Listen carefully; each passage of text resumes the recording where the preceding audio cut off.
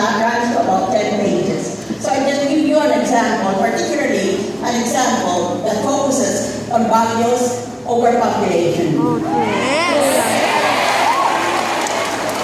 According to the 2010 Census of Population and Housing, conducted by the Population Statistics Authority, Baguio City is home to 318,676 residents.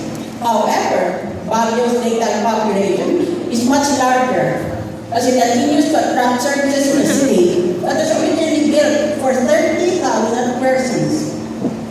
The city has a lighter population density Cordillera at 5,541 people per square kilometer, almost 68 times less than the region.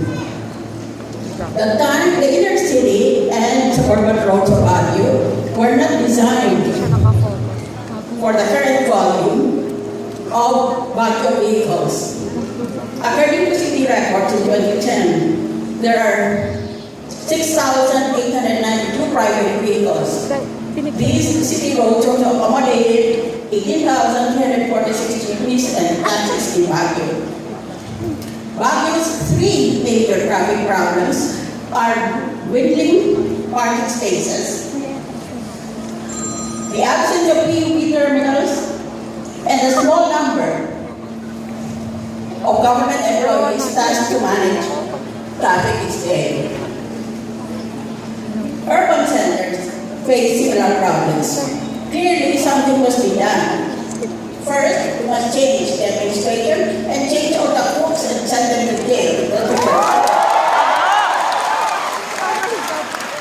Maraming pera ng gobyerno kaya ninanakaw nila. Hindi ka nagigiya, nabigyan mo sarili mo ng regalo ng pera galing sa bulsan, galing sa kaban ng bayan, at bigyan mo sarili mo ng 2 million for Christmas. Kaya, pagtalunan natin ang gobyerno. Kasi mga taong yun are already hypnotized by their power and influence. They justify everything they do. They've forgotten the traditional official values. My suggestions are: order a review of the number coding schemes. Promote bicycle and pedestrian lanes.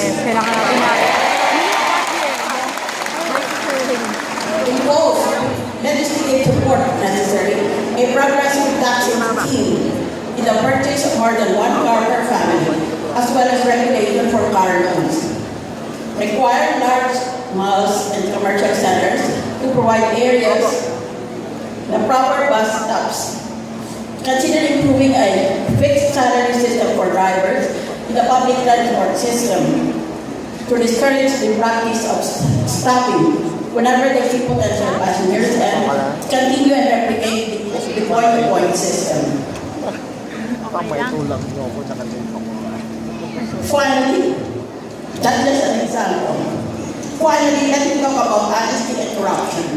There is no machine that can measure whether a person has the capability to be the host of honesty and leadership. Lahat ng mga kandidato pagka-presidente, sinasabi, mga mahihirap sila.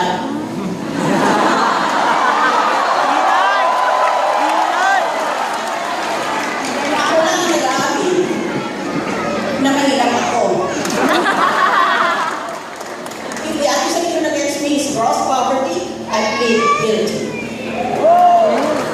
Mahirap yata pumunta araw-araw sa opisina, magtindig ka doon at magbiskas ka ng opinion mo. Patapos, magkagaling pa yung iba sa iyo. Una, naihigit sila. Lalo na sa yung tao yun ay saksakil.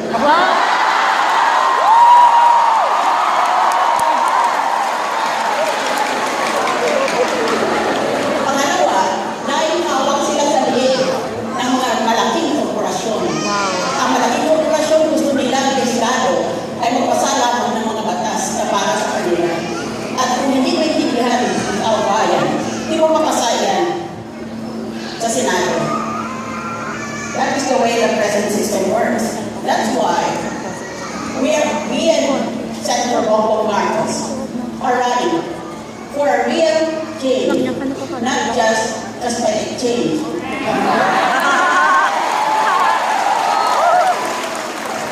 Ang sakto ng pundo The niya. leaders should do the following.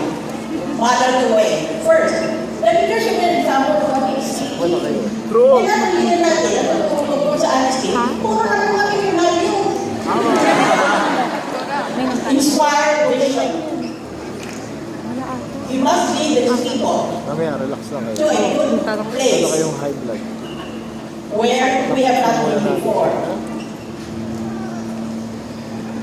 Kaya lang, sa Senado, Sinabing atras kayo. ang vision ng mga senador ay makikita sa mga mukha nila. Nakaganyan sila. Na nagiging pagiging presidente.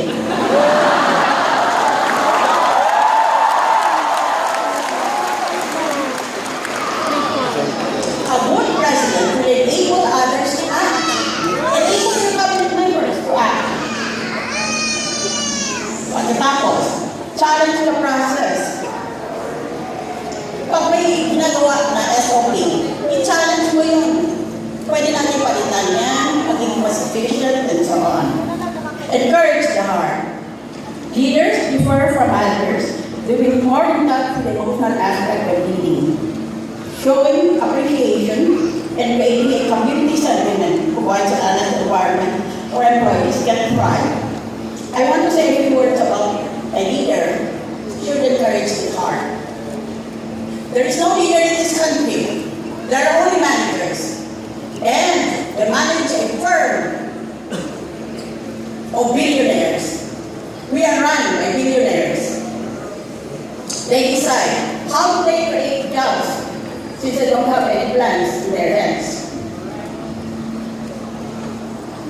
They decide how many children the family have and many other policy issues that will be decided by the democracy itself. We are not a real democracy. We are a sham democracy. I want to change the face of this government. We want to elevate our country's status of a democracy where every vote counts. So please, when we go Ako home, pa ba nakarecord ang tama? please tell your parents and family that are Narinig ko friends po. about the real situation. Narinig ko nga. Dapat sabihin natin, huwag kang pumuto. May pagka-presidente dahil gusto na lang. Pagka nalang puro mabuti. Siya ba yung graduate with honors?